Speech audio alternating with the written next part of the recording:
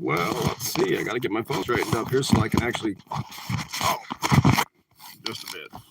Sorry for the wobbly screen. There. So, how is your guys' week been? It's been. Let me just open this up real quick. Wash that off so it's not quite so greasy. All right. Well, welcome to the weekly live chat. I'll take anybody's questions or talk about different subjects. Just comment in the chat, or I'll try to keep track of it. I see my wife is on, and that's so far all I got. 2 eyes looking at the clock. Yeah. Well, we got some warm weather. It started to dry up a bit. The ground's still pretty wet in the clay soil, but if this keeps up like this, it's going to dry fast. I think we had the first apple trees blossoming 2 days ago, so a little later than normal. But at least maybe our apples won't freeze. Hi, Dick. Okay.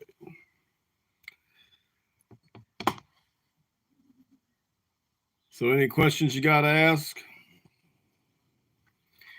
I will, I don't actually have any particular, well, I probably got stories I could tell, but I probably shouldn't.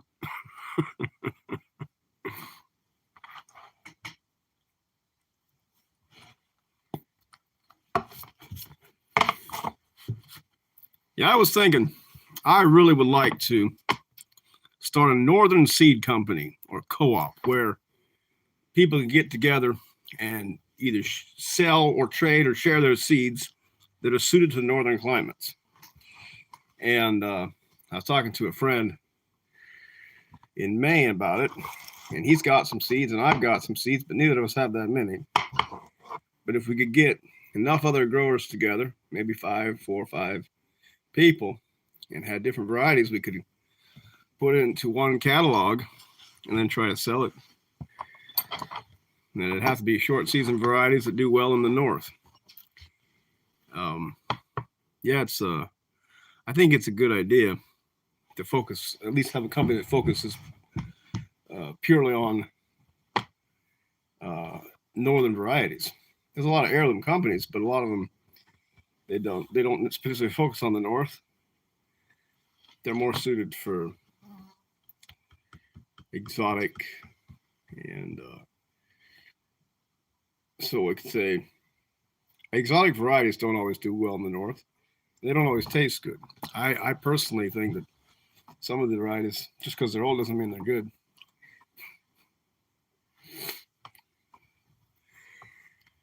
Are you thinking vegetables only flowers too? Well, I hadn't thought much of flowers, but people buy flowers. I think flower seed might be another option. But I was thinking on this seed thing, I really think if I could find about 3 more growers to grow some basic, each we'd have to pick certain categories. And then each grower would grow their category, make sure the seeds are germination quality and, dry, and then try to sell them into, get someone to advertise and sell them. It may actually be a way like a seed cooperative. The only problem is for have a seed cooperative, you'd almost need a warehouse or somebody to take care of the shipping end of it. And I like the farming end of it, but I'm not sure I'd want to work in the packaging and warehouse section of it. That all depends on how many orders you get, but I think there's enough northern gardeners that it would actually pay off in the long run if you could grow good seed for people to do it.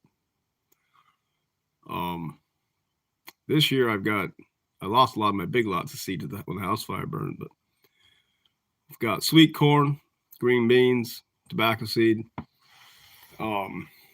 Those are the three main things I have. 2 varieties of green beans, Contender and Blue Lake.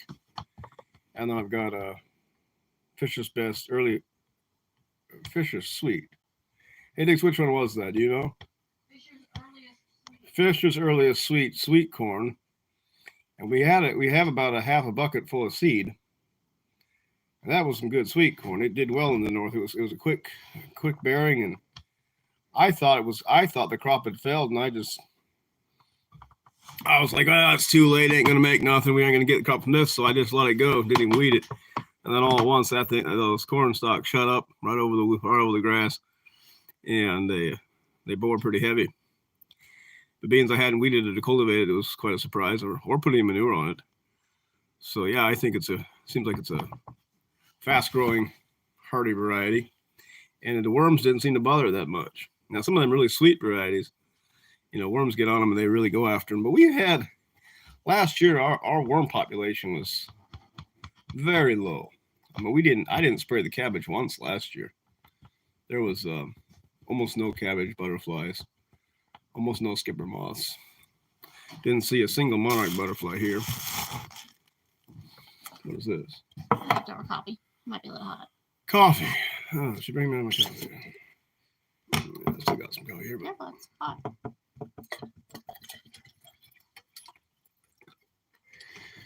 Yep, got coffee to drink.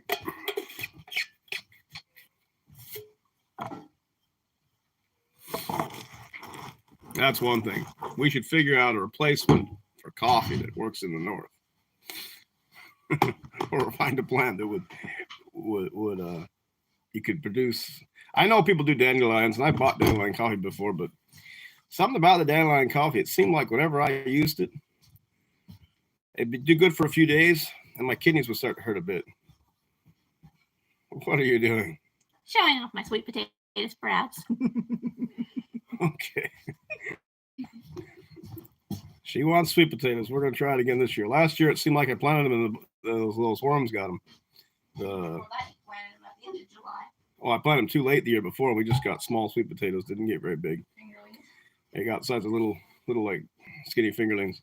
So we got to plant them a little earlier this year, hopefully. Yeah. So I was trying to think. Don't hurt yourself. Huh? Don't hurt yourself. Hurt myself for what?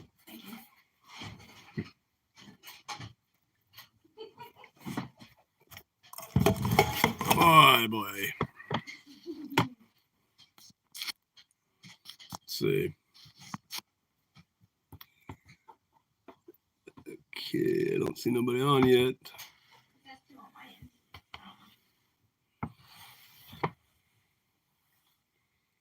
No, I was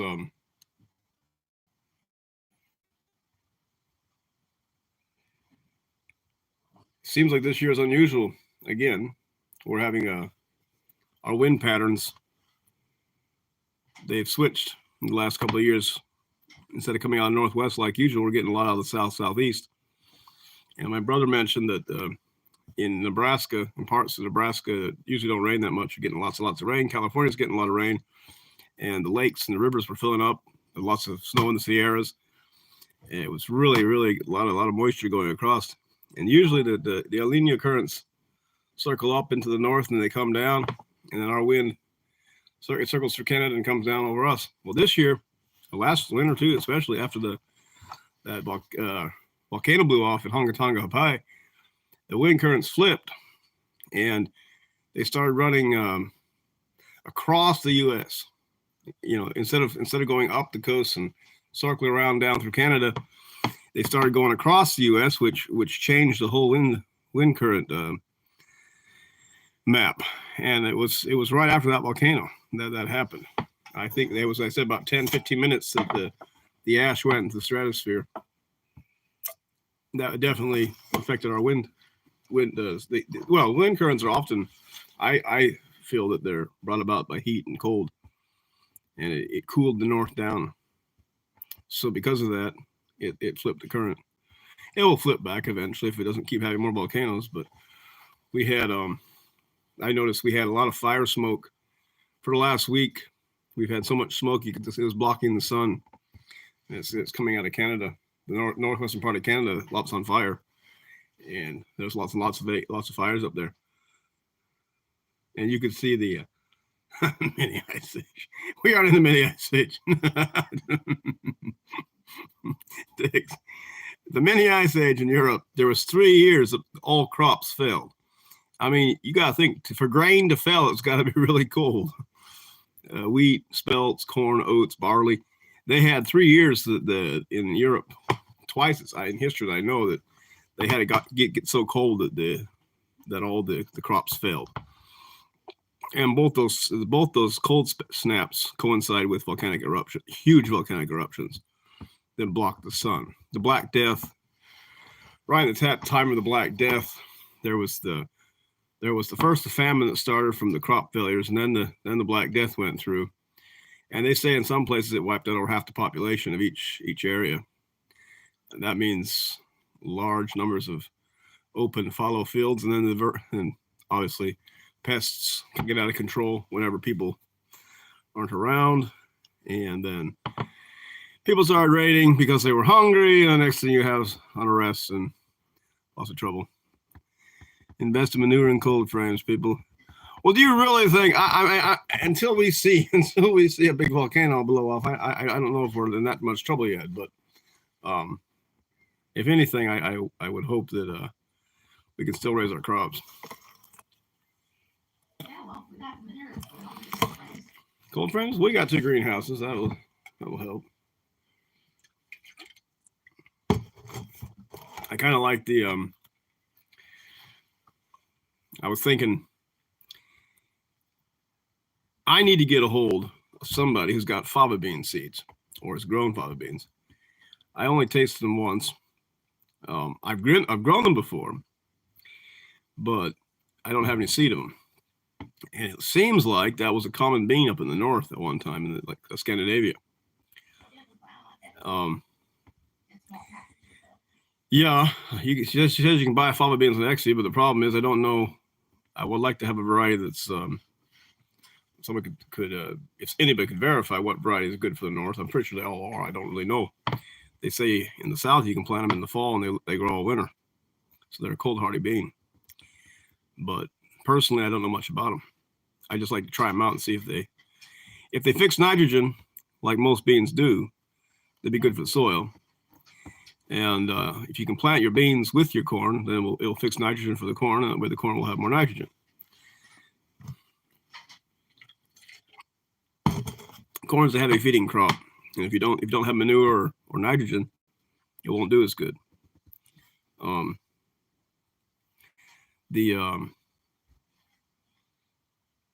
seeing the crane fly babies, those leather jackets.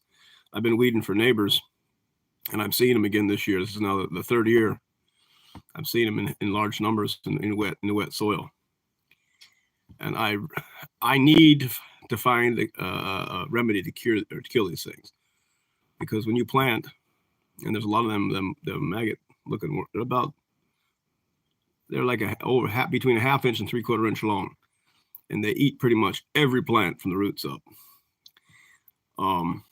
They eat even potatoes. They go after the potatoes, then they go after tobacco, which people always say tobacco keeps worms away, but I have watched slugs, these leather jackets, caterpillars eating tobacco. So tobacco is not necessarily always 100% resistant to bugs. I think they use it as a bug spray. Dead bodies? What's that for? Fish bodies. For fertilizer? Well, we'd have to go fishing first.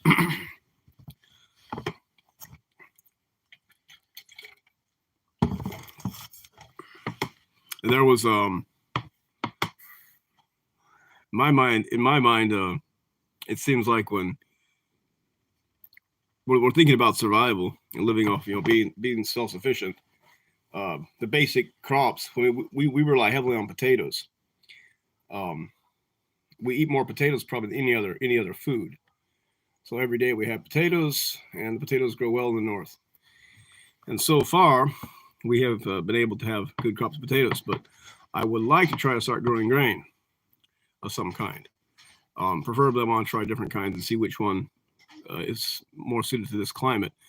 But see, our issue is here. A lot of times, what happens with the grains here in the fall, when harvest time comes, that it starts to rain, and the heads get wet. So what I want to do this year, if I can do it, I want to cut that grain as it dries and hang it upside down in my barn and see if I can dry it out, and I'll be able to maybe get a crop of good grain. The oats, a lot of times oats will get ready in time, but wheat, barley, rye, a lot of times it takes a little longer. And I kind of think we don't have a lot of varieties to choose from right now. On like the winter wheat, I think most of the winter wheat planted in America, most of it's all one variety of winter wheat or variations of that variety. And on white wheat, we have just a handful of varieties that I think it'd be nice to try to find somebody who's gone around Europe, maybe Eastern Europe, and try to gather up some old varieties of grains, possibly. Maybe send someone on an expedition. I gotta find a younger guy who wants to travel and then send him over to gather some of these spelts and rye and soft wheat varieties. Well, now my wife was saying if someone come and take care of my farm while I go travel, but then the problem is I leave my family.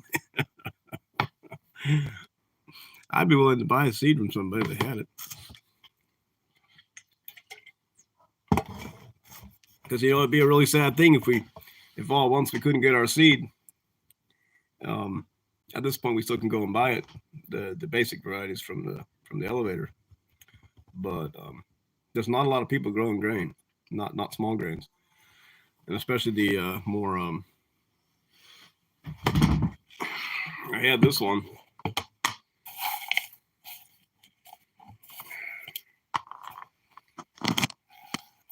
That's all the seed I have from a soft white winter wheat that I got a hold of. Not sure what kind it is, but it came up. I think it came up from bird seed, and it's a really soft white wheat. It's more almost like it's not hard like red wheat. And this had come up around July, and it grew a pretty good, substantial amount of heads from one plant. I think I had about 7 heads from one stalk come out of that one stalk. I was thinking that might be a variety to try and see if I can propagate it. But it would be probably a good wheat for chickens. They could break it down easier because it's not so hard as the red wheat. Huh? White wheat, winter spring wheat. Yep, and that too.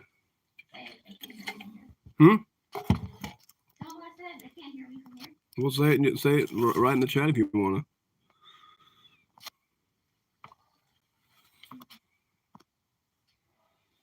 Yeah, it was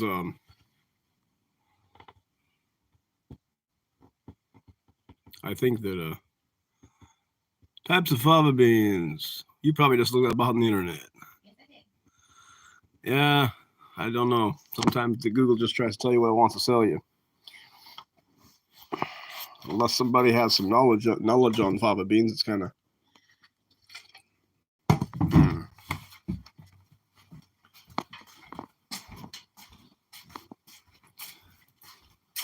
Has anybody out there tried fava beans? Has any suggestions for good varieties?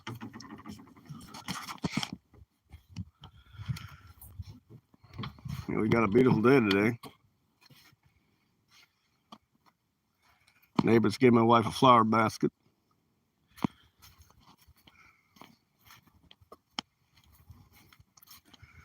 Yeah, I've got any logs pulled up right now, so I've got to get some more logs pulled. So, but I'll probably let them dry a bit and then I'll pull them up. I was going to show you guys the pony we got. I traded it for that little gelding I had. Let's see.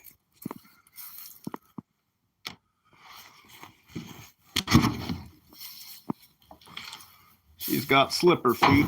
She was foundered, so we'll have to work on getting that straightened up.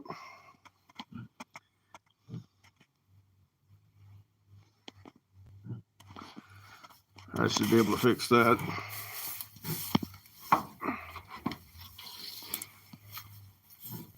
What are you doing? Yeah, she looks like she got little white hairs in her. I don't know if that's because she's old or just because she's got some white. Oh, what are you doing?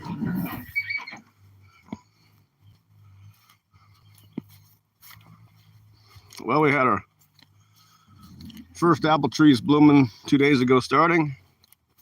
So hopefully we won't get too bad a freeze and lose our apples.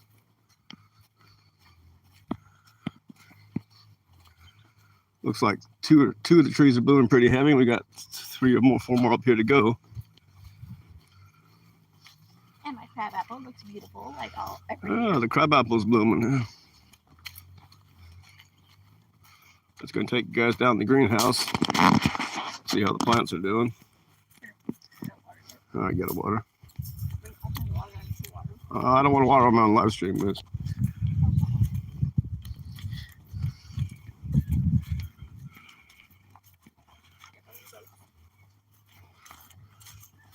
yeah, I've got to get this plowed yet. The ground's actually still quite wet. This clay is still damp.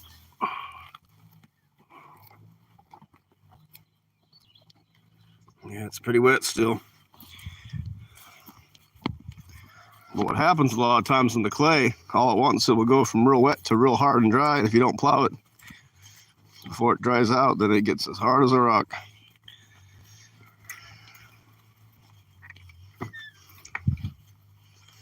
Oh, everybody looks a little dry, Miss. You better water. Yeah, I've been planting my tobacco out in little pieces. Watermelons came up, cantaloupes are coming up, squash is coming up, cucumbers. But the cucumbers got a little cold damage. See, some of the leaves got a little froze. We had a couple cold nights that you can tell it kind of hurt them. Cabbage needs to be planted out. Oh yeah, the cabbage is dry, miss.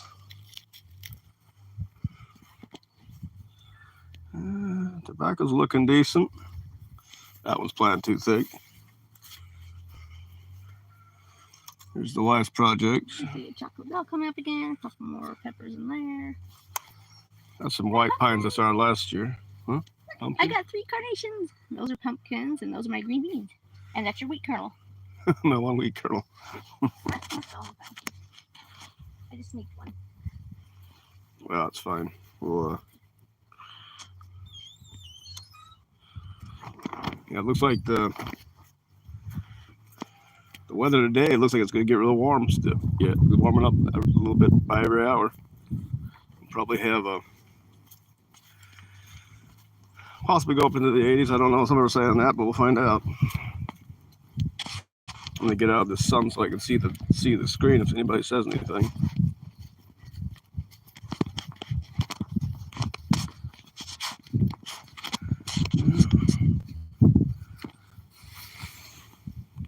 These mustard plants, they sure grow fast. You don't take long for them to grow a foot.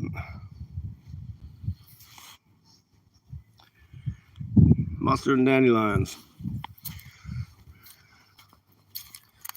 That's 2 plants that if you want a plant that's going to do well, and mustard, dandelions, and daisies. They always grow good, it seems like. So on this garlic patch here, I just I top dressed it with some manure, and it seems to be doing really well this year. I tried this year to plant it about, I'd say, give it about 4 or 6 inches more per row than I had last year. Because last year I had them so close together, they didn't do as well. And this year they're doing a lot better. They have a little more room to grow and not crowd each other. A little bit better garlic probably. You can see I missed a few still. I just don't have room to plant much more. So if anyone wants some garlic, I got garlic for you. A little patch in the back, I can give the whole thing away if you want it.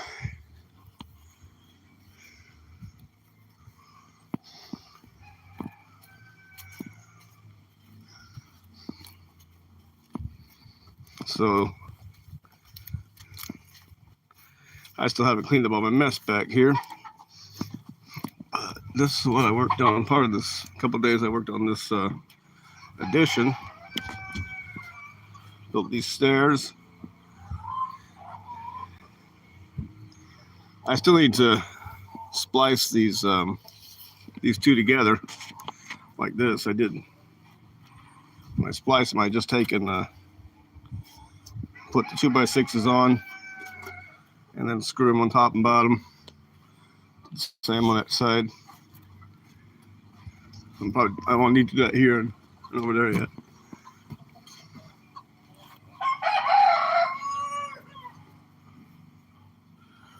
Well, this should make a nice area for setting up small machines to run off the horsepower. Looks like I could run the belts up to pulley. With the pulley system, I could run different machines, whatever, like maybe grinder, or maybe a washing machine, or whatever with it.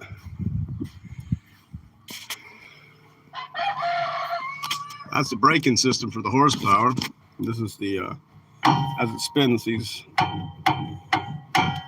move this piece in and we'll push on the brakes there. There's a flywheel here. You can put a belt on here, or you can put, this is the fast shaft and this is the slower shaft.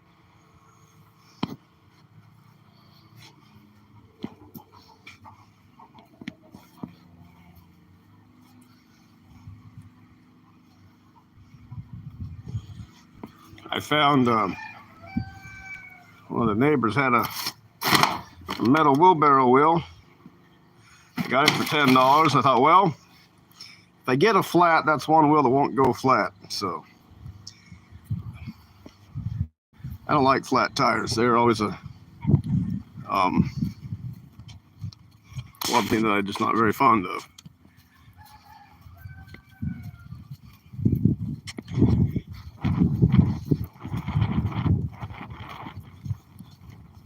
So how are your guys' gardens going?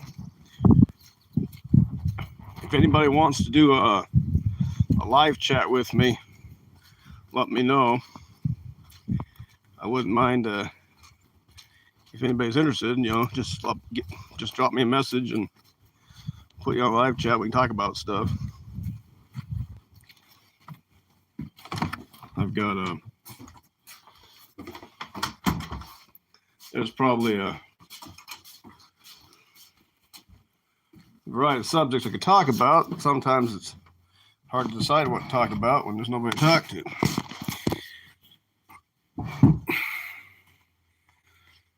Let's see if I missed any chats. Nope, I don't think so.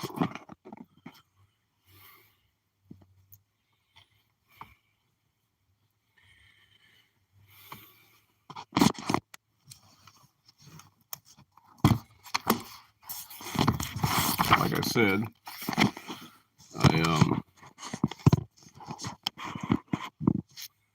there's a lot of subjects we could talk about, but with nobody to talk to, I have a hard time just. For some reason, I have a hard time just talking to a screen that I don't feel anybody's there. It's for me. It's like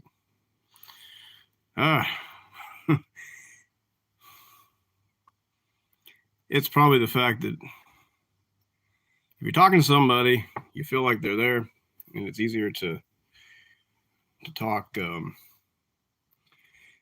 engaged. And otherwise, when it's just a screen, you're like, well, is anybody listening to it? I don't know.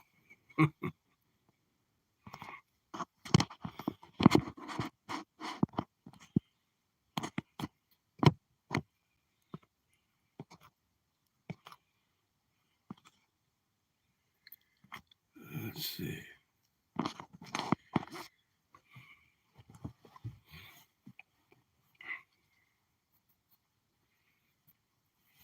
I was gonna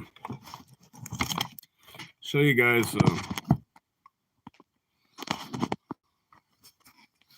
This is the Bible that I like. It's the 1611 King James Version. I prefer this one because it's let's see, what am I doing here? Yeah, I like the 1611 Bible. It's got the let's see.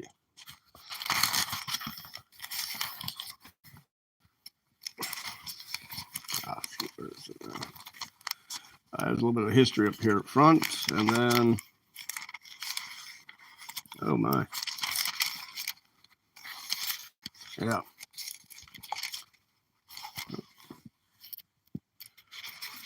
Interesting. I'm not finding the list. There we go.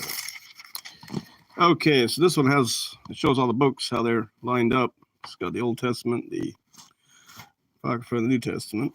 So it's got the, I think the 14 books here that most Bibles don't have. And it's still missing 2 of the books that Martin Luther's version has. It's missing 3rd Esdras, well, 3rd and 4th Esdras, actually, I think is what it is. And 3rd Maccabees is missing too. This one has 1st and 2nd Maccabees, and the German versions have a 3rd Maccabees and an Esdras, and 2nd Esdras. It has German version has 3rd Esdras and 4th. So it'd be yeah.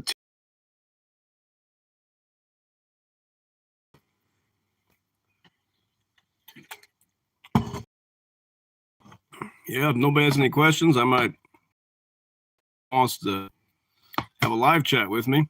Just let me know, and I'll open back up again. The kids are asleep, so it'd be a good time to have a chat with somebody. Well, you guys all take care, and I hope you enjoy your spring and keep working on them gardens. And if you guys find out any good fava bean varieties, let me know, or grains, because I want to try to start growing more of them. And keep growing, and hope you all have a nice day.